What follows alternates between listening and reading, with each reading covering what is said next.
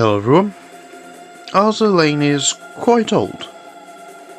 The English client is currently having its 7th anniversary, while the Chinese and Japanese have had or are rapidly approaching their 8th. And yet, despite this, they still have some big releases waiting in the wings.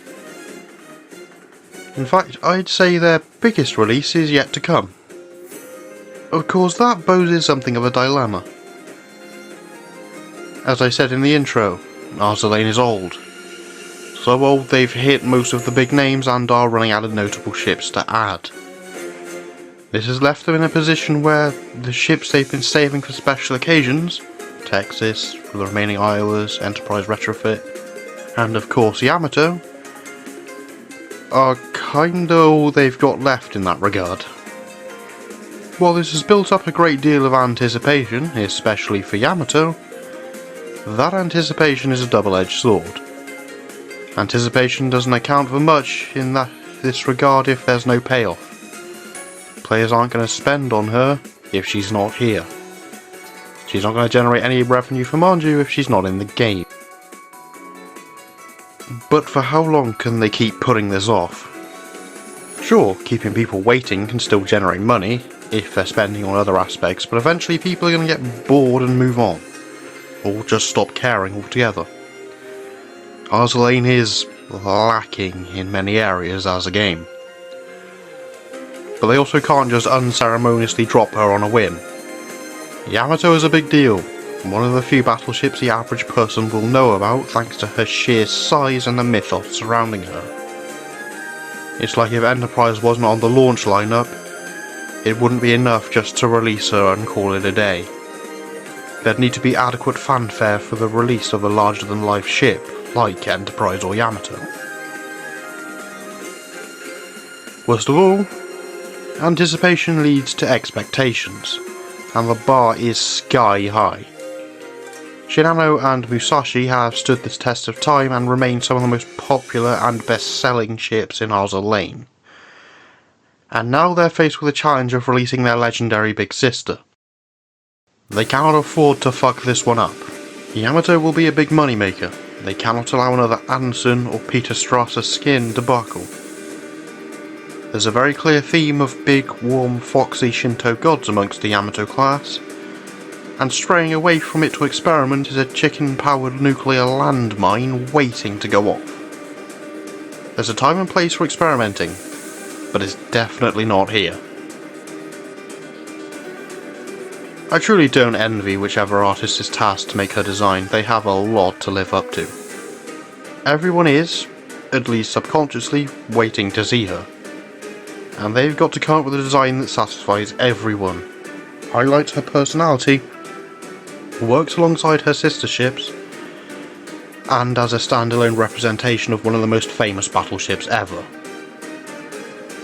On the plus side, one of Maya's secretary lines describes being beside her as a warm embrace, so I don't think there's much to worry about on the personality front. Whenever she's not possessing Minazuki in the lead up to or during a major crisis. Get a phone, woman. Just to throw even more onto the pile, she also happens to belong to the most oversaturated hull type. Like, obviously they're going to make her busted strong, but how will they keep her kit relevant? Such a legendary ship should age gracefully, the same way Enterprise has. But how do you do that with the revolving door of increasingly powerful battleships we get spammed with? It feels like there's so little they can do with battleships comparatively that the best they can really come up with is just increasing power creep, or someone who can clear out trash mobs. Of course, there's the big question: what happens after the fact? They've held off for so long that releasing her almost feels like the end of times. I know there's a number of players who have grown dissatisfied with the direction of the game, and they're going to see this as a good jumping off point. After all, the game doesn't hit like it used to, and most of the biggest names are here. Why stick around if it's not for you anymore? Sure, you and I both know there's a good few heavy hitters left, like the Midways or Montana. But can they fill the void left by the Sun Goddess Megafloof? On the flip side, Yamato in-game means actual Yamato content. Maybe we'll finally get to see the big Floof sisters interact for once. I want to see their dynamic. Mamayama and Musashi totally dote on their little sister. All of this to ask, when? Obviously it'll be on a JP anniversary because A, that's when they get ships, and B, it's Yamato, I don't need to elaborate. But again, when in particular? They could technically drop her whenever they feel like, providing the mood is right, but I don't think that's what they're going to do. Gut feeling, I think she'll be the 10th anniversary. It's pretty fair to assume they'd go big for their decade of the game existing celebration, and that feels like the perfect time for such a ship to make her grand debut. Just 2 and a bit more years to wait, I guess.